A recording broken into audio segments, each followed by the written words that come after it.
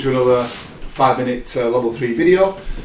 In this session we're going to be talking about the mechanisms of retention. So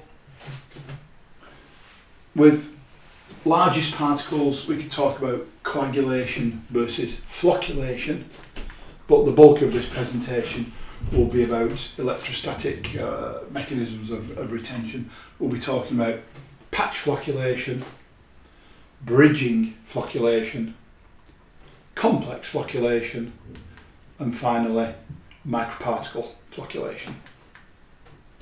Now, coagulation versus flocculation. We talked about coagulation in the video on the DLVO theory. So coagulation is all about controlling the electrical double layer. So here we've got particles that can never come together because that sphere of solvent is being carried around by them. By manipulating the chemistry of the system, we can reduce the zeta potential and therefore the thickness of this electrical double layer, and therefore we can induce coagulation. So it's all about manipulating charge. Whereas flocculation, it's all about dealing with much bigger particles than colloids, and using things like branched polymers to bring them all together to make an even larger complex particle that will then settle a lot more easily. Now, with the main methods of retention that we want to talk about, the patch flocculation, etc., it's all about dosing the systems with polymers. And there are basically 4 types of polymer that we can choose. We can either have long polymers, or we can have short polymers. We can also have polymers that have got a very high charge density, and we can have polymers that have a very low charge density.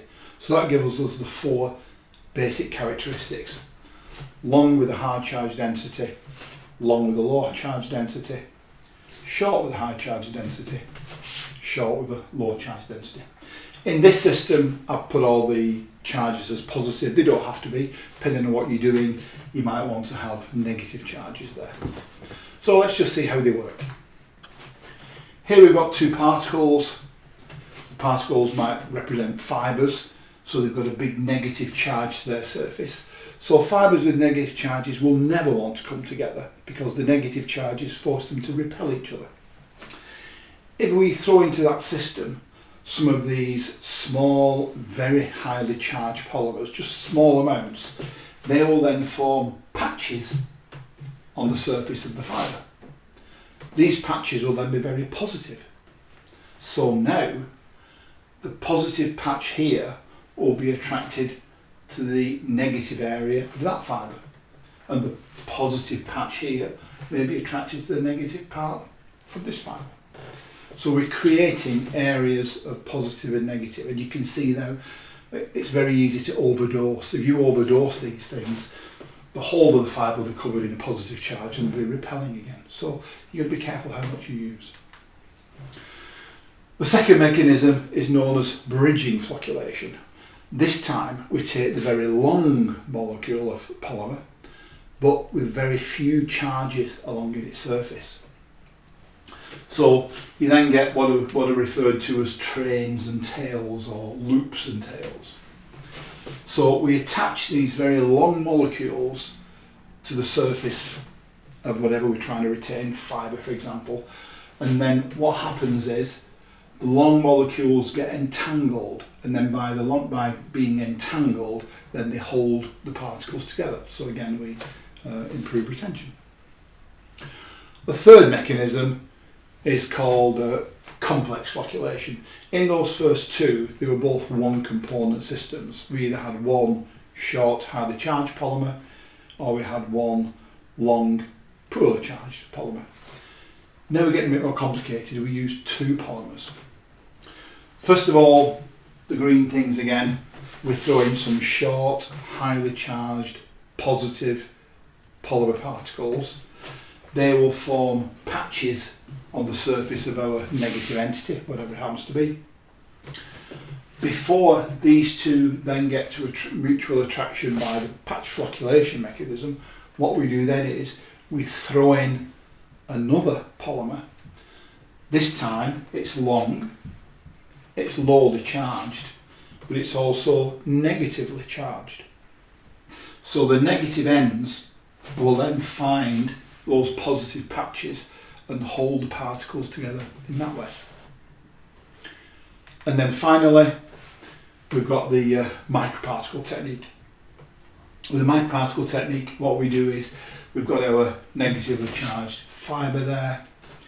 We throw in some negatively charged solid particles, things like bentonites or silica. And then we throw in our positively charged polymer, maybe something like a cationic starch. So longish molecules, low charge density.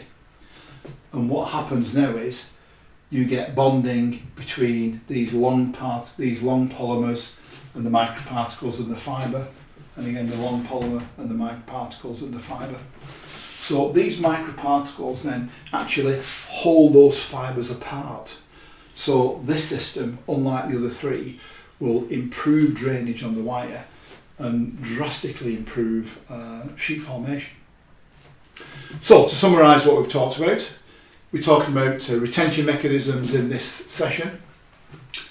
Coagulation is all about charge neutralisation, so that things will, colloidal material will be attracted to each other. Flocculation uses polymers to agglomerate larger particles together.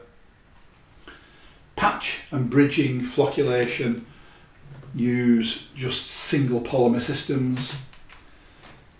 Complex and microparticle systems both use two components. The complex uses two different polymers. The microparticle uses a polymer and microparticle. There are some three component systems, but that's beyond the scope of this at the moment. Thank you for listening, and we hope you will follow us on any of this social media.